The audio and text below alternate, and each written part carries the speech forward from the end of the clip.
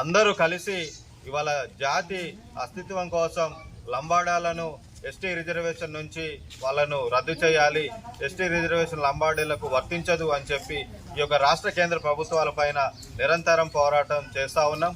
మనం గత 20 ఏళ్లుగా పోరాటం చేయడం వల్ల ఇవాళ రాష్ట్రంలో ఉన్నటువంటి ప్రభుత్వాలకు మన యొక్క డిమాండ్ ఆలోచన అనేది వెళ్ళింది.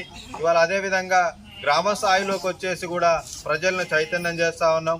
ఈ తెలంగాణ రాష్ట్రంలో ఉన్నటువంటి అన్ని ఆదివాసీ సంఘాలు ఏవైతే మన ఆదివాసీ కుల సంఘాలు ఉన్నాయో ఇవన్నీ కూడా ఒక కమిటీగా ఏర్పాటు చేసుకొని జేఏసీ నాయకత్వం, పూణె శ్రీని గారి నాయకత్వం, ఆయన చైర్మన్, ఆయన నాయకత్వంలో ఇవాళ మనం రాష్ట్రం మొత్తం కూడా పర్యటిస్తూ ఉన్నాం, గ్రామ గ్రామాన ప్రచారం చేస్తూ ఉన్నాం.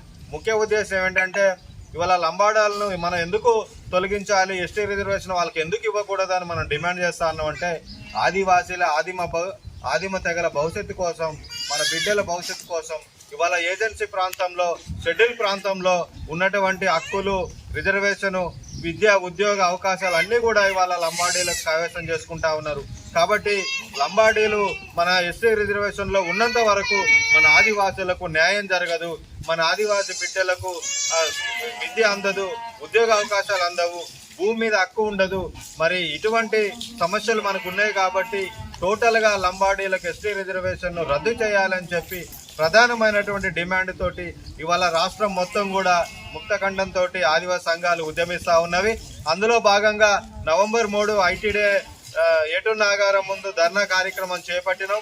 10,000 మంది ఆదివాసీ ప్రజానీకంతో మహాధర్నాను, భారీ ఎత్తున ధర్నా నిర్వహిస్తూ ఉన్నాం.